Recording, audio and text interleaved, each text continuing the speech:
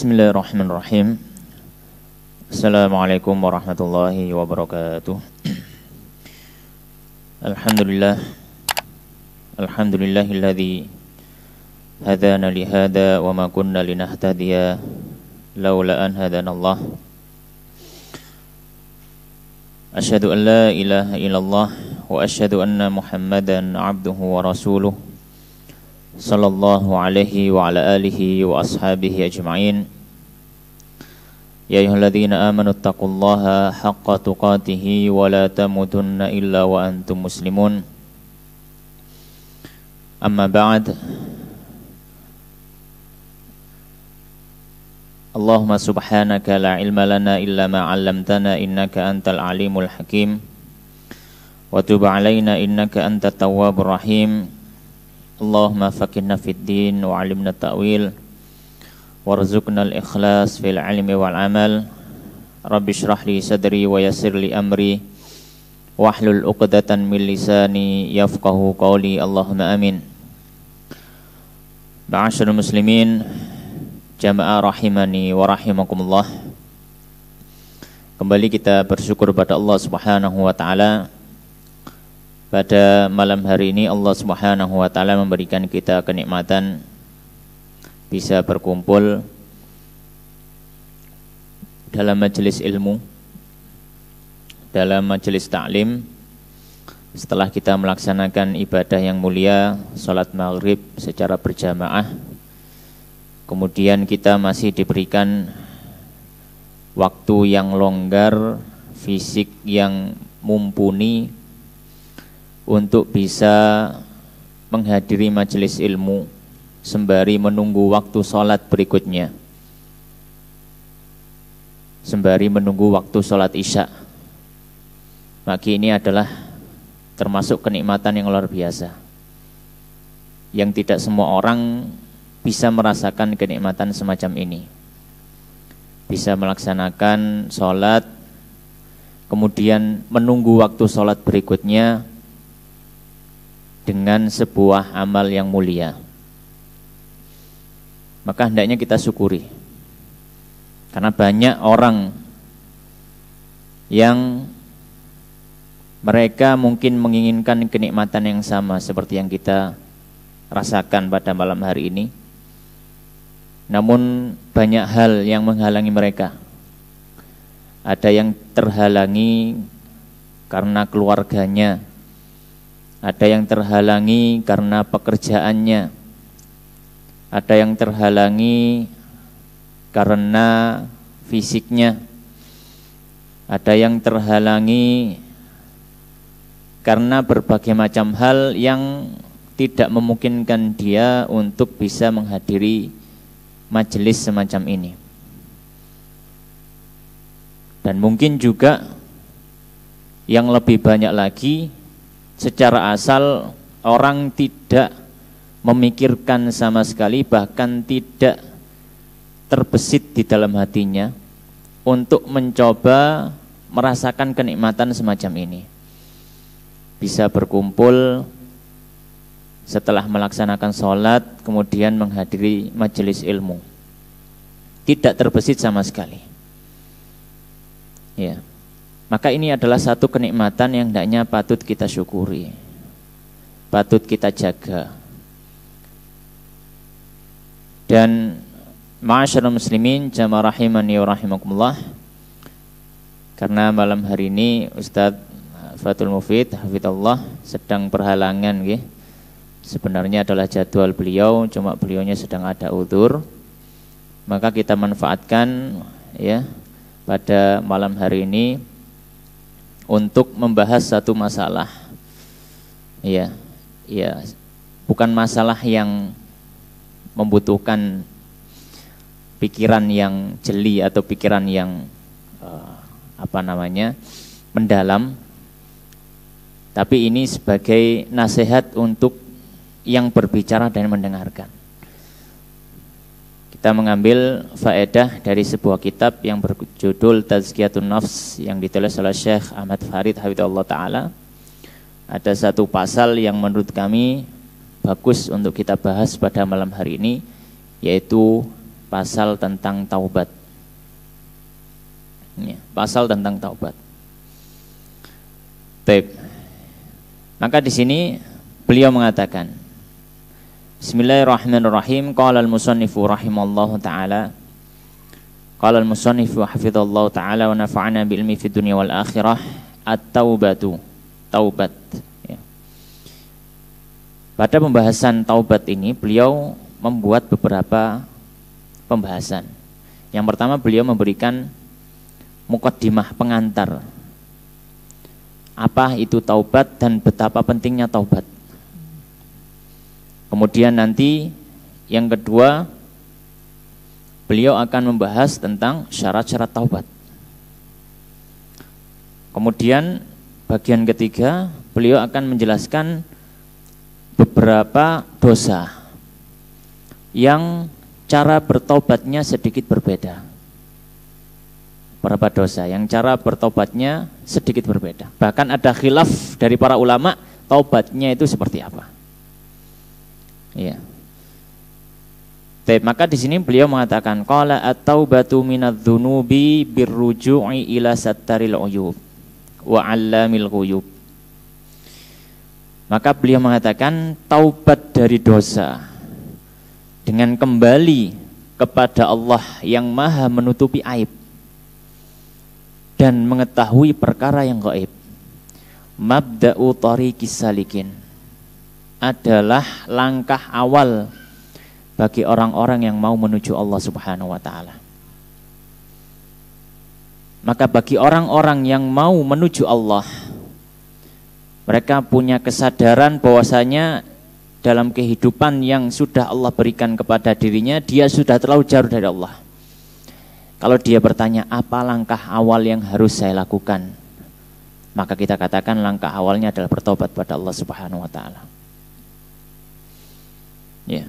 Dan beliau memberikan isyarat taubat itu adalah kembali kepada Allah yang Allah memiliki dua sifat.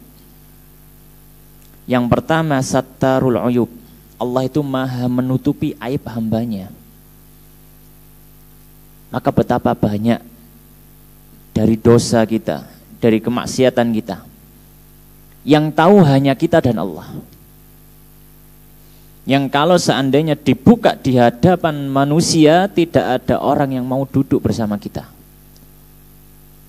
Sebagian ulama salaf menyampaikan, "Lau kanat lidzunubi rihun ma qadara ahadun an yujalisani." Seandainya dosa itu punya bau. Dosa itu setiap kita melakukan satu dosa, dia memiliki dampak bau.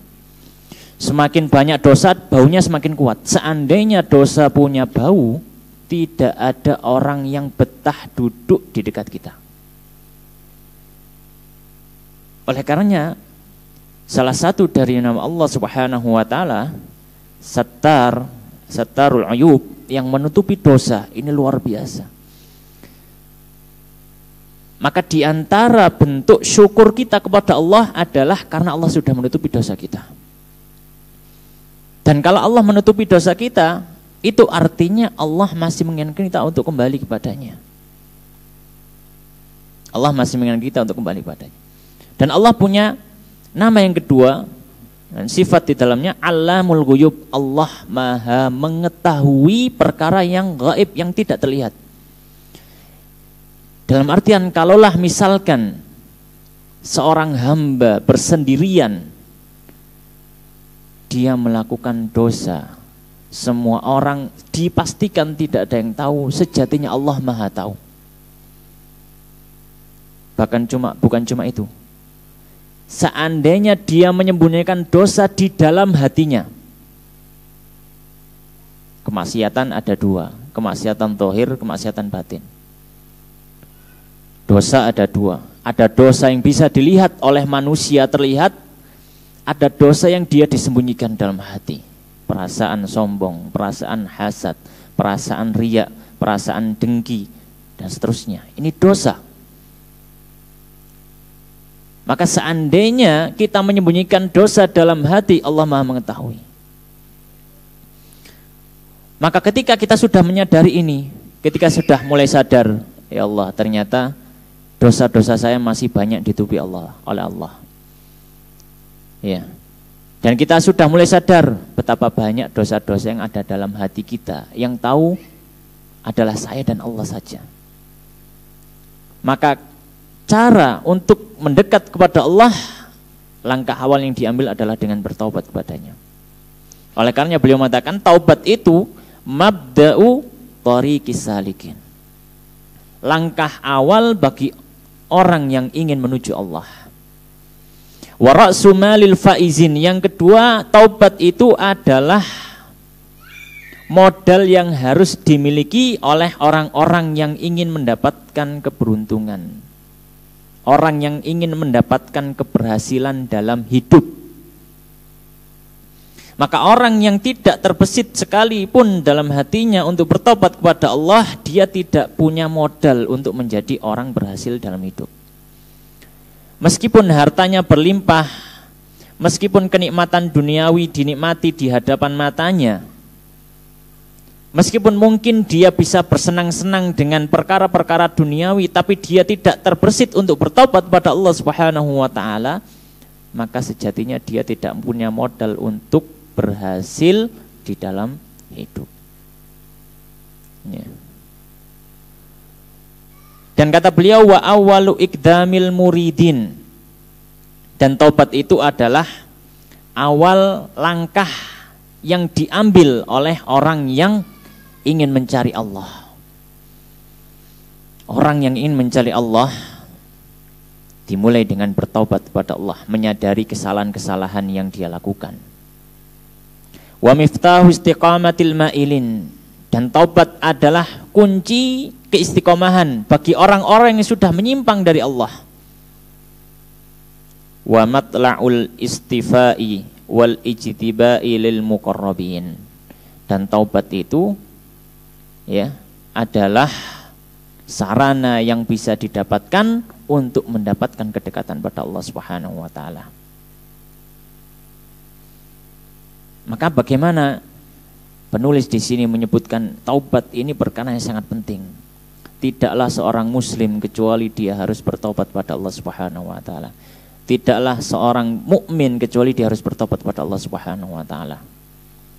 Bahkan kalau kita merasa sebaik-baik orang yang ada di majelis, bahkan kalau kita merasa sesoleh-soleh orang yang ada di majelis, setakwa-takwanya orang yang ada di majelis adalah kita, bukan berarti kita tidak bertobat pada Allah. Bahkan bisa jadi kita adalah orang yang harus paling banyak bertobat pada Allah Subhanahu wa taala. Bagaimana kita lihat Nabi sallallahu alaihi wasallam? Tidaklah beliau duduk di majelis kecuali beliau adalah orang yang paling utama. Tidaklah beliau duduk kecuali beliau yang paling bertakwa. Tidaklah beliau duduk kecuali beliau yang paling soleh. Tidaklah beliau duduk kecuali beliau adalah yang paling takut pada Allah. Tapi kata Nabi sallallahu alaihi wasallam, wallahi inni la astaghfirullah wa atubu ilaihi fil yaumi mi'ata marrah.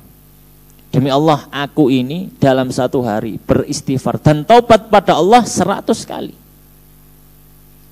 Padahal beliau adalah seorang Rasul. Beliau adalah hamba yang ghufira lahu ma taqaddama min dzambihi wa ma ta'akhkhar. Diampuni dosanya, sudah dijamin surga, sudah dijamin diampuni, maksum daripada kemaksiatan, tapi masih bertobat pada Allah. Terus apa yang menghalangi kita tidak bertobat kepada Allah Subhanahu wa taala?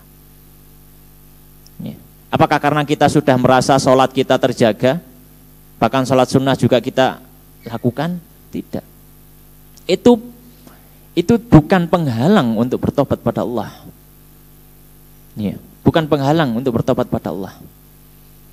Karena meskipun kita sebagai ahli ibadah, mesti ada dosa yang terselip dalam kehidupan kita. Kalaulah misalkan dosa itu memang tidak dilakukan oleh orang-orang yang ahli maksiat, yang maksiatnya terlihat, mungkin kita tidak minum khamr, mungkin kita tidak berzina, mungkin tidak berjudi, mungkin kita tidak melanggar kewajiban, tapi mungkin ada dosa-dosa yang lain yang tahu kita dengan Allah. Dan bahkan mungkin kita kadang tidak merasa itu dosa. Kenapa? Saking lembutnya sebuah dosa. Salah satu contohnya misalkan riya.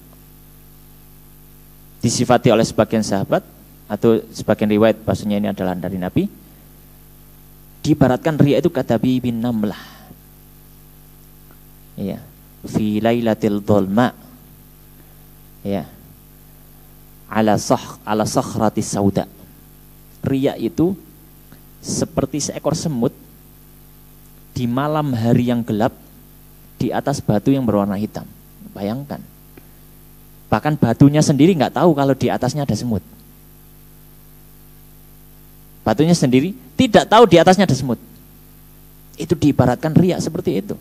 Betapa banyak mungkin dosa yang ada di dalam hati kita, ternyata kita tidak sadar. Baru sadar mungkin setelah ada teguran, ada kejadian, kita dinasehati, baru tahu, oh ternyata selama ini itu dosa.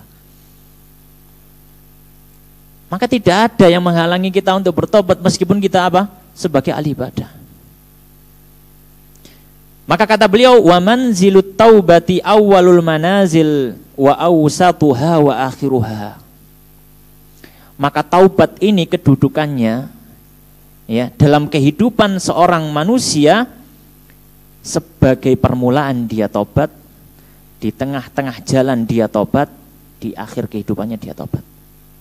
Tobat itu menyertai kehidupan seorang hamba dari awal sampai akhir. Dari awal sampai akhir. Ya. Oleh karenanya beliau mengatakan fala yufariquhul abdu salik wa la yazalu fihi ilal mamat. Maka tidaklah mungkin seorang hamba yang memang dia benar-benar ingin menuju Allah, kemudian dia kok berpisah dari tobat. Tidak mungkin. Kalau ada orang yang sudah meremehkan taubat, maka berarti dia sudah mulai menjauh dari Allah. Ya. Maka taubat senantiasa menyertainya sampai matian. Ya. Kata beliau, wa in irtahala ila manzilin akhar irtahala bihi wastashabahu ma'ahu wa nazala bihi. Seandainya dia berpindah dari satu tempat ke tempat yang lain, taubat ini selalu menyertai dirinya, ikut pindah, ikut membersamainya. Ya. Fataubatu hiya bidayatul abdi wa nihayat. Maka taubat ini adalah permulaannya seorang hamba dalam kehidupannya dan juga akhir kehidupannya. Kemudian beliau menukil firman Allah Subhanahu wa taala. Wa qad qala ta'ala wa tubu ilallahi jami'an ayyuhal mu'minun la'allakum tuflihun. Perhatikan ayat ini, Allah Subhanahu wa taala menyampaikan, memerintahkan wa tubu ilallah, bertaubatlah kalian kepada Allah. Jami'an, kalian semua. Siapa yang disuruh bertobat? Ayyuhal mu'minun. Yang ditaubat bukan orang, yang disuruh tobat bukan orang yang kafir. Yang dipanggil bukan orang secara umum. Yang dipanggil bukan orang yang sedang melakukan kemaksiatan. Yang dipanggil bukan orang kafir. Tapi yang dipanggil adalah ayyuhal mu'minun. Orang yang sedang dalam kondisi iman. Bertobatlah kepada Allah. La'allakum tuflihun. Semoga kalian beruntung. Ya. Dan juga dalam firman Allah Subhanahu wa taala di ayat yang lain beliau mengatakan wa qala ta'ala wa man lam yatub.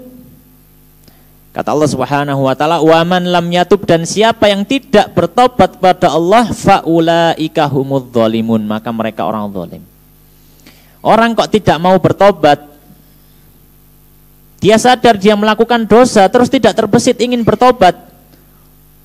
Ya, tobat nggo siai. Cek nom ya, umur 30, 40 gitu ya. Masih muda. Masih 30, masih sehat, tubuh sehat, nanti saja. Tobat itu umur 50, 55 ya. Mendekati garis finish baru tobat. Sekarang enggak tobat dulu. Subhanallah. Kata Allah Subhanahu wa taala, "Wa man lam yatub fa ulaika humudz zalimun." Siapa yang tidak bertobat setelah melakukan dosa, mereka orang-orang zalim. Mereka orang-orang zalim. Ya.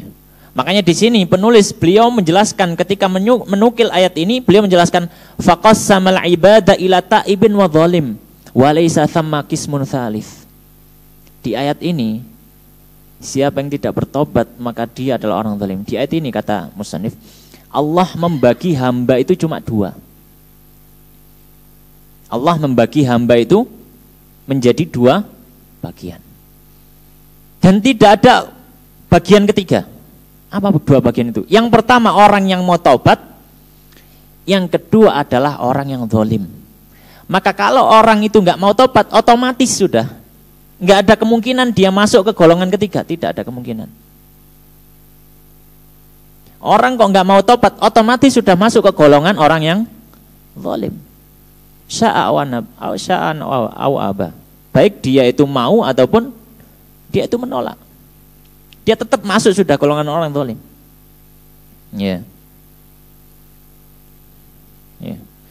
Oleh karenanya beliau mengatakan wa auqa'a isma zalim ala man lam yatub. Dan Allah meletakkan, menyematkan penyebutan kata zalim, orang yang zalim bagi orang yang tidak mau bertobat. Wala adzlama minhu li jahlihi bi rabbih, kata beliau, dan tidak ada lagi yang lebih zalim melebihi orang yang enggak mau bertobat. Tidak ada lagi yang lebih zalim daripada orang yang enggak mau bertobat. Kenapa? Karena dia berarti tidak kenal Rabb-nya. Plus enggak terbesit dalam hatinya, saya ini adalah hamba, saya punya Allah yang melarang saya untuk melakukan perbuatan yang sudah saya perbuat. Enggak terbesit sama sekali. Maka kata beliau ini sudah zalimnya zalim, kezaliman yang luar biasa. Ya. Maka orang yang dia tidak bertobat setelah melakukan maksiat, maka dia adalah orang yang paling zalim. Kenapa? Karena dia berarti tidak terbesit dalam hatinya mengenal Rabb-nya wa bihaqihi ataupun hak-hak Allah.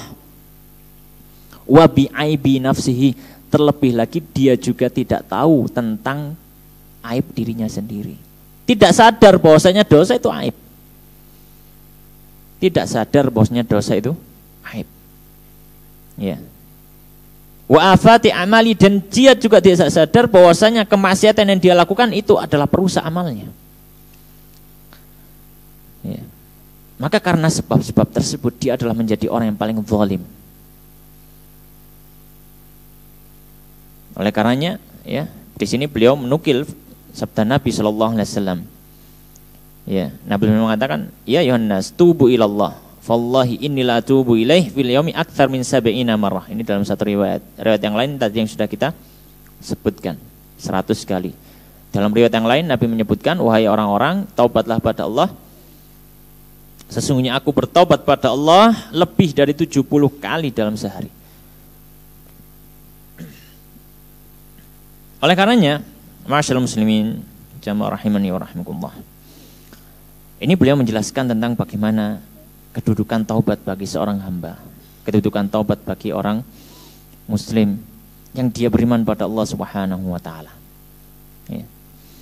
Kemudian yang kedua, beliau menyebutkan syarat taubat.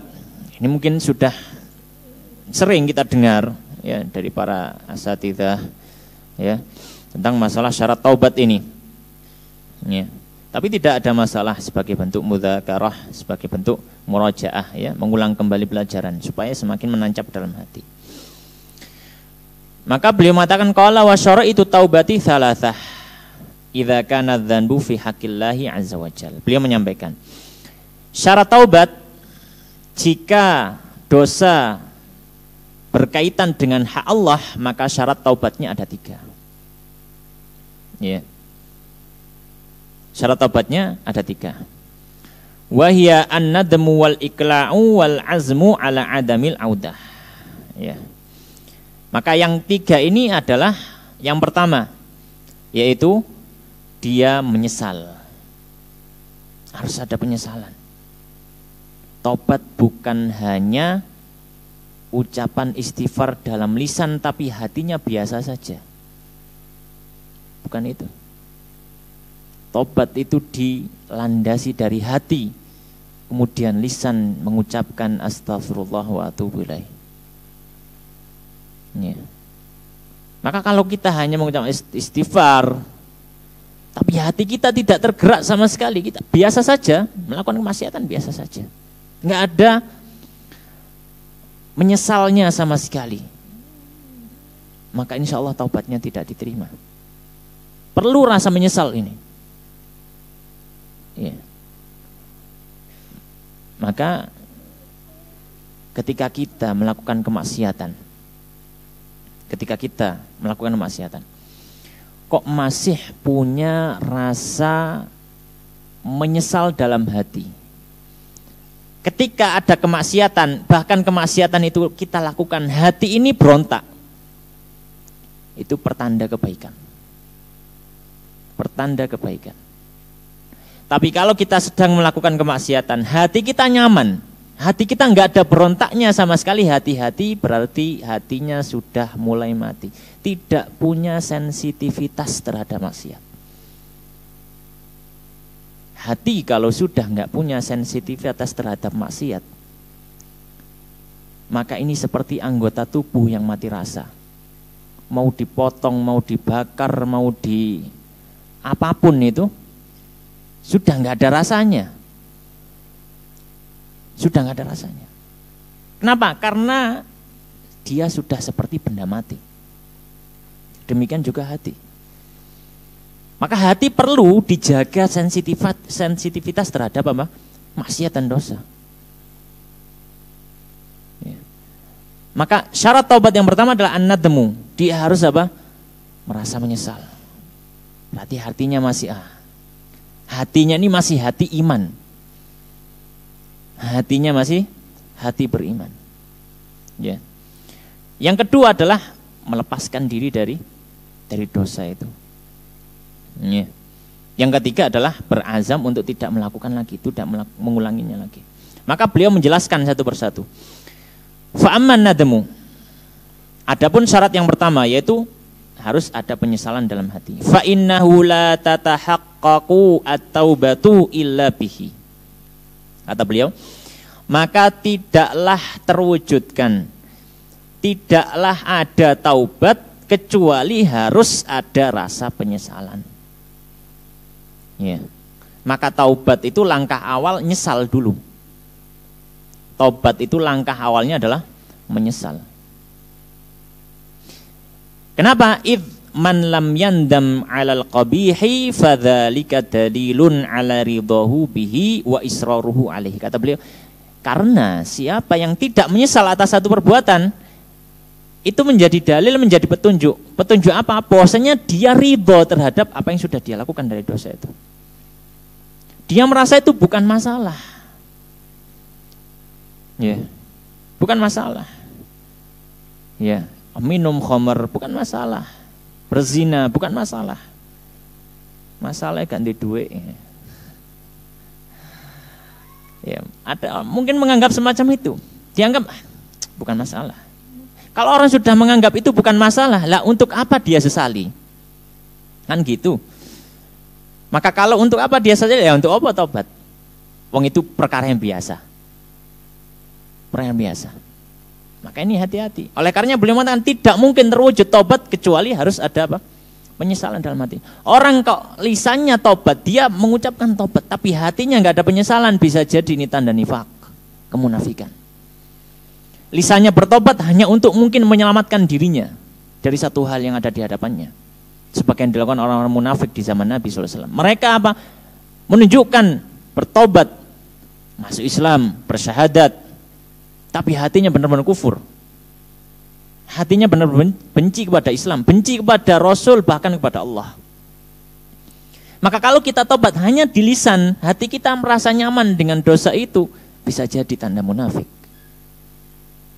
Ya. Oleh karena beliau mengatakan, kalau orang tidak bertobat, tidak merasa menyesal atas satu dosa, maka ini menunjukkan bahwa dia ridho terhadap dosa itu. Wa fil musnadi, dan dalam musnad Imam Ahmad diriwayatkan an-nadmu taubah. Nabi SAW menyampaikan an-nadmu taubah. Penyesalan itu adalah taubat. Ya. Penyesalan itu adalah taubat. Baik. Adapun syarat yang kedua, maka kata beliau wa amal iqla. Syarat yang kedua adalah melepaskan diri dari dosa itu, kemaksiatan itu. Fatastahilu, maka beliau mengatakan fatastahilu taubatu ma'a mubasyarati dzanbi. Maka ini menjadi syarat taubat karena mustahil orang taubat di tengah-tengah dia melakukan dosa. Dia ingin bertobat dari sesuatu hal, tapi dia sedang melakukan, kan nggak mungkin. Mustahil. Oleh karenanya dalam satu hadis Nabi sallallahu alaihi wasallam menyampaikan, ya, la yazni zani wa huwa mu'min hina yazni wa la yasriku sariku hina yasrik wa huwa mu'min. Tidak mungkin ada orang berzina di tengah zinanya dia dalam kondisi iman, enggak mungkin. Dan tidak mungkin orang itu mencuri di tengah pencuriannya terus dia beriman. Di tengah pencuriannya dia memiliki iman yang kuat, tidak mungkin. Karena kemaksiatan dan keimanan ini seperti dua kutub yang berseberangan, seperti minyak dengan air, tidak mungkin bisa disatukan, dicampur, tidak bisa. Mana yang lebih kuat maka menggeser yang lain. Mana yang lebih kuat menggeser yang lain. Maka ketika orang melakukan kemaksiatan berarti sisi kemaksiatannya lebih kuat di situ. Maka dia akan menggeserkan posisi iman dari hatinya. Digeser, dihimpit, ya, sehingga keimannya sudah hampir tidak ada. Dan itu sampai dibahasakan tidak beriman oleh Nabi sallallahu alaihi wasallam. Ya. Maka taubat syarat yang kedua, dia harus, ya, dalam kondisi sudah terlepas dari kemaksiatan itu. Maka kalau ada orang yang bertobat di tengah-tengah dia melakukan kemaksiatan, maka itu mustahil. Atau yang lebih berbahaya lagi, bisa jadi itu adalah bercanda dengan agama. Bercanda dengan agama. Ya. Baik. Adapun yang ketiga, syarat yang ketiga, beliau mengatakan wa syartu tsalits wal azmu ala adamil audah. Ya. Beliau mengatakan syarat yang ketiga adalah orang itu harus punya keinginan kuat untuk tidak mengulangi dosa yang sama. Harus punya keinginan kuat. Ketika apa? Ketika dia bertobat, dia punya keinginan kuat, saya tidak akan mengulangi lagi. Ya. Dan beliau mengatakan wa ya'tamidu asasan ala ikhlas hadzal azmi wasidqi fihi. Ya. Dan dia harus benar-benar berpegang pada pondasi ini. Berusaha sekuat mungkin untuk berpegang pada azamnya tadi. Berusaha sekuat mungkin setelah dia bertobat untuk tidak mengulangi lagi. Ya. Baik. Nah, mungkin akan menjadi pertanyaan, ini masalah turunan. Bagaimana kalau orang sudah bertobat kepada Allah? Dia terpenuhi syarat, dia sudah menyesal, dia kemudian dia terlepas daripada dosa itu ketika dia bertobat. Kemudian dia sudah berazam tidak akan mengulangi lagi. Ya. Bagaimana kalau ternyata dia mengulangi lagi? Ya. Maka ulama terbagi menjadi dua pendapat. Ulama terbagi menjadi dua pendapat. Pendapat yang pertama, sebagian ulama mengatakan, kalau ada orang yang dia sudah bertobat dari sebuah dosa, kemudian dia ulangi dosa itu, maka ketika dia ulangi menjadi jelas tobatnya yang dulu itu tidak sah. Pendapat ulama yang pertama. Makanya di sini beliau mengatakan, wa syarata ba'dul ulama adamu muawadati dzanbi. Sebagian ulama mempersyaratkan tidak boleh melakukan pengulangan dosa yang sama dari dosa yang sudah ditobati. Qala, para ulama ini pendapat pertama mengatakan mata ada ilahi tabayyana anna taubata kanat batilatan ghaira sahihatin. Maka kapanpun ketika dia mengulangi dosa yang sama, maka kita ketahui bahwasanya tobatnya yang sudah dia lakukan itu tidak sah dan batal, tidak diterima Allah. Pendapat sebagian ulama cukup keras dalam masalah ini. Pendapat kedua, dan ini pendapat dari jumhur para ulama tazkiyatun nafs, jumhur para ulama suluk. Mereka mengatakan apa? Orang yang dia sudah bertobat dan terpenuhi 3 syarat ketika dia bertobat, dia sudah menyesal, melepaskan diri dari dosa dan punya niatan untuk tidak akan lagi kembali, lalu dia kembali lagi, maka tidak dianggap hal tersebut sebagai pembatal taubat yang sudah dilakukan. Oleh karena beliau mengatakan wal aktsarun ala anna dzalika laisa syartun. Ya. Dan kebanyakan para ulama berpendapat ya, hal tersebut bukanlah syarat. Sehingga apa? Sehingga kalau misalkan ada orang yang kembali melakukan dosa yang sama, itu tidak mengganggu taubat yang sudah pernah dia lakukan. Maka dia dianggap sebagai dosa baru, butuh taubat baru. Ya, dia dosa baru, butuh taubat baru. Ya, sebagaimana iman. Karena dosa itu maksiat dan maksiat mengurangi iman. Maka kalau iman itu sudah mulai berkurang, perlu diperbarui terus. Makanya Nabi mengatakan apa? Jaddidu imanakum bila ilaha illallah. Perbarui terus iman kalian itu dengan ucapan la ilaha illallah. Zikir la ilaha illallah. Salah satu zikir yang kalau diucapkan, diresapi di dalam hati, diketahui maknanya, itu sangat berdampak sekali dalam kehidupan kita. Ya. Kata Nabi SAW, perbarui iman kalian dengan mengucap la ilaha illallah. Ya. Baik. Ini kalau dosanya berhubungan dengan hak Allah. Ya. Adapun ya, kalau dosanya berhubungan dengan hak manusia. Ya. Kalau dosanya berhubungan dengan hak manusia, maka syaratnya sama seperti hak Allah ya. Yaitu ada 3 syarat, dia harus menyesal dulu. Yang kedua, dia terlepas dari dosa itu. Yang ketiga, dia berazam untuk tidak mengulanginya lagi. Kemudian ada tambahan yang keempat. Ya. Apa tambahan yang keempat? Maka beliau mengatakan, amma idza kana dzanbu mutadamminan li haqqi adamiyyin fa'ala ta'ib an yusliha ma afsada aw yastardi man akhta'a fi haqqihi. Kata beliau, adapun kalau dosa yang berhubungan dengan hak manusia yang dia langgar, maka dia harus, syarat keempat, dia harus memperbaiki dan meminta keridhaan dari manusia yang bersangkutan. Dia harus memperbaiki, meminta keridhaan dari manusia yang bersangkutan. Ya. Mengapa ada tambahan syarat keempat ini? Kata beliau, lima thabata anin nabi, karena Nabi SAW pernah bersabda, annahu qal, man kana li akhihi indahu madlamah min malin. Siapa yang dia memiliki sebuah dosa terhadap saudaranya, terhadap sesama manusia, dia memiliki dosa terhadapnya. Min malin, dari harta. Misalkan dia pernah mencuri harta orang, pernah menggosok, memakai harta orang, memakainya tanpa seizinnya. Ya.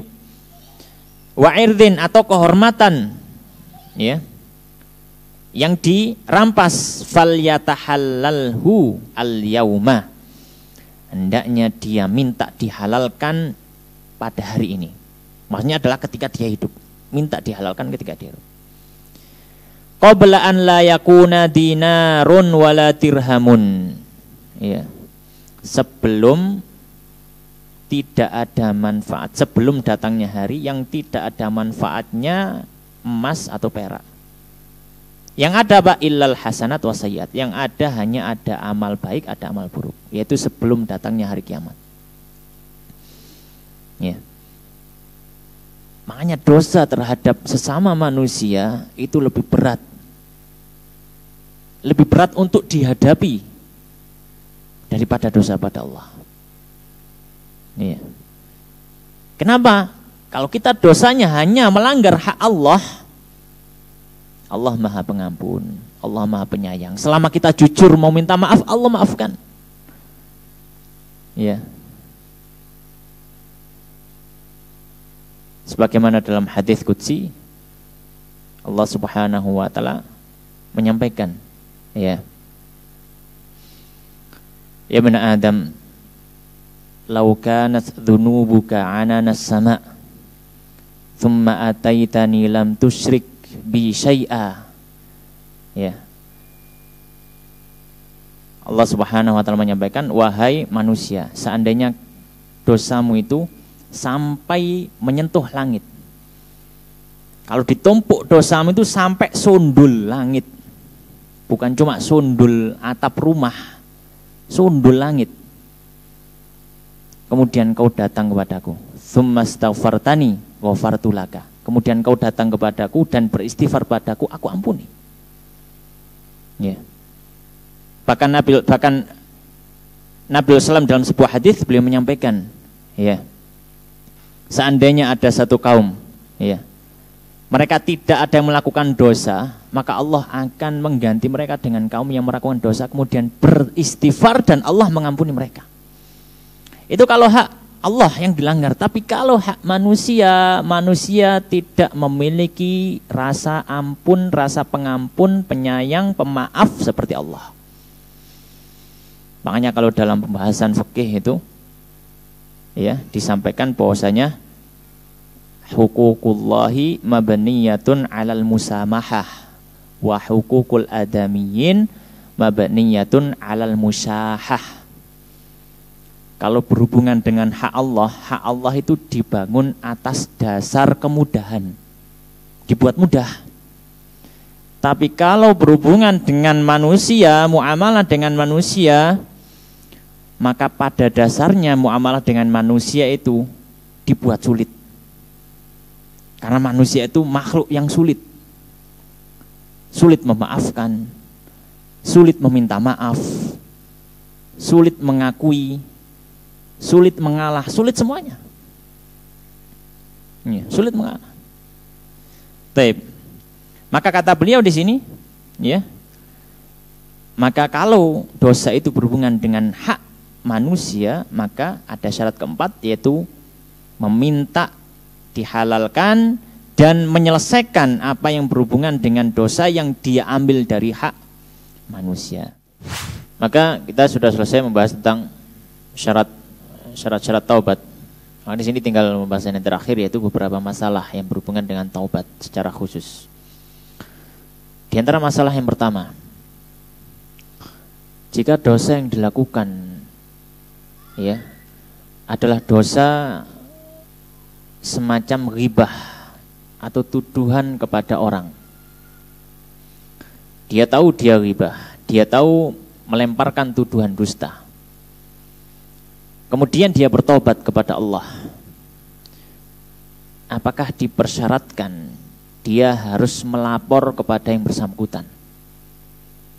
Bahwasanya misalkan fulan atau fulanah, wahai fulan atau fulanah, saya sudah pernah menggibahmu, saya sudah pernah menuduhmu dengan tuduhan yang dusta. Apakah harus memberikan informasi semacam itu supaya dihalalkan oleh yang bersangkutan? Para ulama terbagi menjadi dua pendapat. Ada khilaf. Pendapat pertama, ini diantara pendapat Imam Malik, Imam Abu Hanifah, dan beberapa ulama.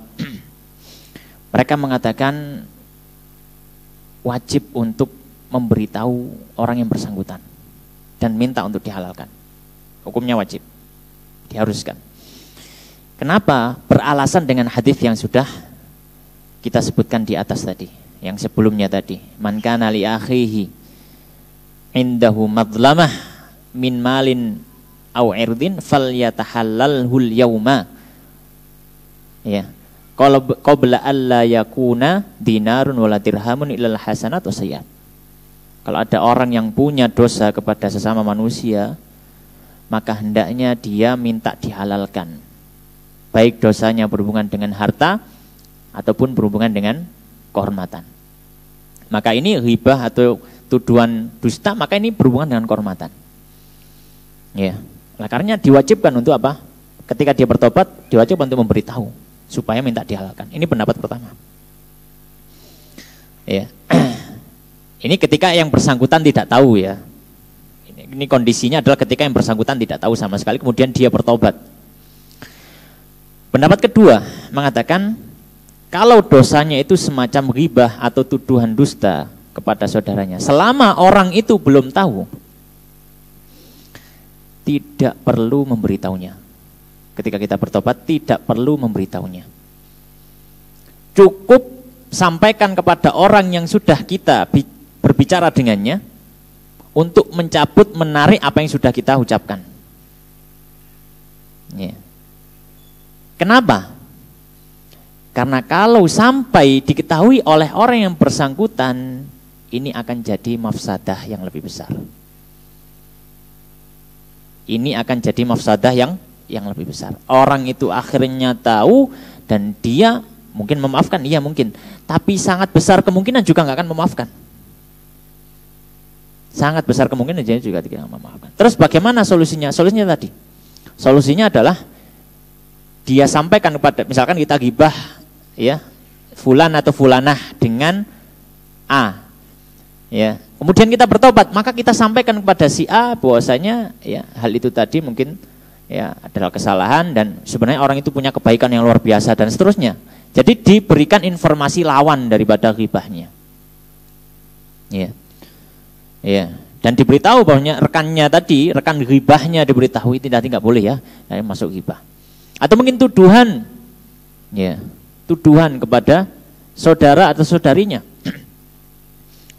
Maka sebelum nyampe nyebar kepada yang bersangkutan, maka kita kepada rekan kita, rekan dalam menuduh tadi, maka kita ini mungkin apa namanya ya kesalahan kita ya, saya tadi berbohong misalkan, ya. Tadi berbohong dan seterusnya. Bertobat pada Allah, kemudian dijelaskan, kemudian disampaikan di situ. Sehingga apa tidak sampai kepada yang bersangkutan. Kalau sampai kepada yang bersangkutan, iya kalau dimaafkan. Kalau nggak dimaafkan, iya, makanya akan dibawa sampai ke akhirat. Ya.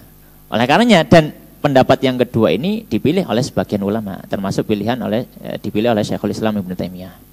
Makanya di sini beliau menyampaikan hal semacam itu. Ya, ibaratnya tidak perlu kita baca, ya, supaya cukup waktunya. Taib. Intinya adalah alasannya apa? Alasannya karena akan timbul mafsadat yang lebih besar.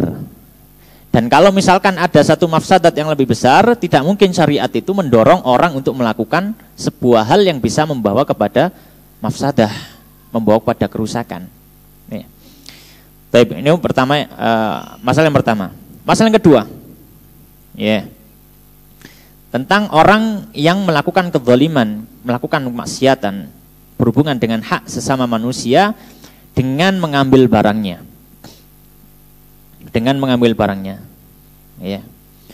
Maka apa yang dia lakukan setelah dia terpenuhi syarat taubatnya yang 3, maka syarat taubatnya yang 4 apa itu? Mengembalikan barang itu kepada yang bersangkutan. Mengembalikan barang itu kepada yang bersangkutan. Baik. Nah, taruhlah kalau misalkan kita tidak mengetahui pemilik daripada barang itu atau orang yang punya hak terhadap harta itu, maka bagaimana? Maka para ulama mengatakan, maka silahkan dia bersedekah senilai dengan harta itu atau harta itu dia sedekahkan atas nama si pemilik harta. Kalau kita nggak nemu orangnya, atas nama si pemilik harta. Nah, bagaimana kalau misalkan setelah kita sedekah, kita tahu orangnya dan orangnya tahu kita, akhirnya dia nagih ke kita. Maka kita sampaikan, barangmu sudah tak sedekahkan atas namamu. Kalau orang itu terima, fabiha wa ni'mat, maka ya sudah. Tapi kalau orang itu tidak terima, kita wajib untuk mengembalikan. Nah, barangnya sudah disedekahkan, pahalanya pindah untuk kita. Pahalanya pindah untuk kita.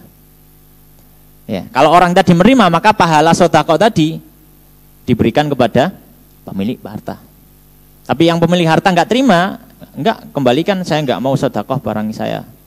kita harus kembalikan. Dan pahala sedekah tadi itu untuk kita. Ya. Ini masalah kedua yang berhubungan dengan apa? Taubat. Sebagaimana hal ini diriwayatkan dari sahabat Ibnu Mas'ud. Ya. Beliau ini disebutkan ishtara min rajulin jariyatan wa dakhala yazinu lahu tsaman fa dhahaba rabbul jariyah fantadharahu hatta ya'is min audatihi. Suatu ketika sahabat Ibnu Mas'ud pernah beli budak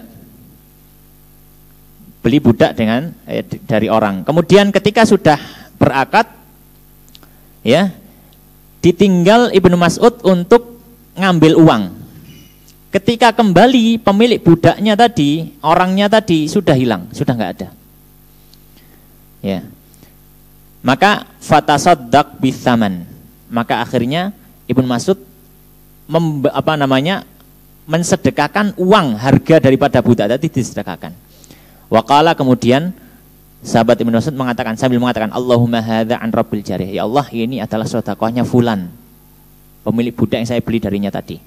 Fa in radiya fal ajr lahu wa in aba fal ajrli. Kalau dia ridho maka ini pahala untuknya. Kalau dia enggak ridho maka pahala ini untuk saya. Ya. Baik. Ya, ini masalah kedua. Kemudian masalah yang ketiga. Ya, masalah yang ketiga. Beliau mengatakan, jika ada seorang yang bertobat dari sebuah dosa, padahal dia sudah menapaki derajat kedekatannya dengan Allah, ya, kemudian taruhlah dia tergelincir melakukan sebuah kemaksiatan, habis itu dia bertobat.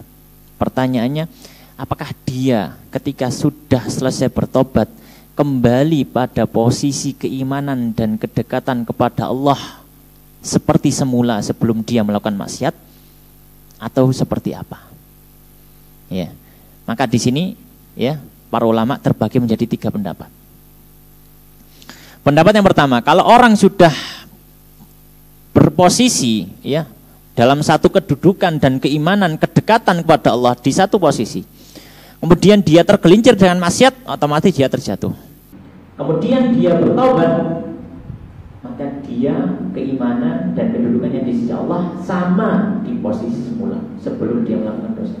Alasannya apa? Pendapat pertama mengatakan alasannya karena taubat itu bisa menghapus dosa. Taubat bisa menghapus dosa. Maka kalau orang sudah bertobat seolah-olah tidak ada dosa. Pendapat pertama. Pendapat yang kedua mengatakan orang yang dia sudah memiliki kedekatan kepada Allah dengan satu kedudukan, memiliki keimanan kepada Allah, kemudian dia melakukan kemaksiatan, otomatis dia jatuh. Lalu dia bertobat, maka setelah taubat, dia tidak berposisi pada kedudukan yang sama. Ya. Kecuali setelah itu dia mulai menapaki lagi kedekatannya dengan Allah, mulai melatih dirinya dan seterusnya. Ya. Baru dia memiliki keimanan yang sama dengan sebelumnya atau kedekatan yang sama. Tapi ketika dia baru saja taubat, maka kedudukannya tidak sama seperti yang sebelum dia melakukan kemaksiatan. Ya. Kenapa? Karena ketika orang itu sudah memiliki kedekatan dengan Allah, keimanan, kemudian dia melakukan dosa, maka dosa itu memberikan dampak apa? Akan turun keimanannya, kedekatan dari Allah akan menjadi jahat. Maka ketika dia bertobat itu tidak cukup untuk mengangkat derajatnya lagi kepada derajat yang sebelumnya. Karena derajat yang sebelumnya itu ditapaki bukan hanya dengan taubat, tapi dengan amal-amal, dengan zikir, macam-macam. Maka tidak dalam kondisi yang sama. Ini pendapat kedua. Pendapat ketiga, pertengahan. Bagaimana orangnya pertengahan? Tergantung orangnya dan tergantung kualitas taubat. Ada orang yang sudah melakukan dosa, kemudian dia bertobat, kondisinya turun. Ada. Tergantung orang, tergantung kualitas taubat. Ada juga orang yang dia sudah melakukan dosa, ya, kemudian dia bertobat, kondisinya lebih bagus, lebih utama daripada dia sebelum tobat itu, sebelum dia melakukan maksiat dan bertobat. Dan pendapat ketiga ini yang dipilih juga oleh Syekhul Islam Ibnu Taimiyah. maka tidak ya bisa ditentukan langsung, tapi apa tergantung manusia masing-masing. Kita tahu kisah yang masyhur seorang sahabat Nabi yang dia berzina, kemudian dia bertobat dan minta dirajam. Kemudian beberapa ada sahabat yang ketika merajam sambil mencela, sambil dicela orang itu, sambil dilempar batu. Maka kata Nabi, cukup lempar saja, jangan sambil mencela. Kenapa? Karena taubatnya ini, orang ini ya, lau qusimat ala ahli Madinah lawasi'atu. Seandainya taubatnya orang ini dibagikan satu penduduk Madinah, cukup. Jadi nilai tobatnya satu orang itu seperti nilai tobatnya satu penduduk Madinah di zaman itu. Dan di zaman itu sangat bayangkan. Jadi seluruh sahabat yang ada di Madinah itu taubatnya setara dengan taubatnya satu orang. Maka Nabi Islam jangan dicela. Bahkan orang yang semacam ini bisa jadi kedudukannya lebih mulia daripada kita, yang tidak pernah melakukan dosa dan tidak pernah bertobat dari dosa itu. Ya. Maka ini adalah beberapa masalah berhubungan dengan taubat. Ya, mungkin ini yang bisa kita bahas pada kesempatan malam hari ini, ya, sebagai renungan, sebagai upaya kita untuk semakin mendekatkan diri pada Allah Subhanahu wa taala, mengingat diri kita masing-masing. Aku lupa hadza wa astaghfirullah li wa lakum. Demikian kita tutup dengan doa kafatul majelis. Subhanakallahumma wa bihamdika asyhadu an la ilaha illa anta astaghfiruka wa atubu ilaik. Wa akhiru da'wana alhamdulillahirabbil alamin. Wallahu ta'ala alam. Wassalamualaikum warahmatullahi wabarakatuh.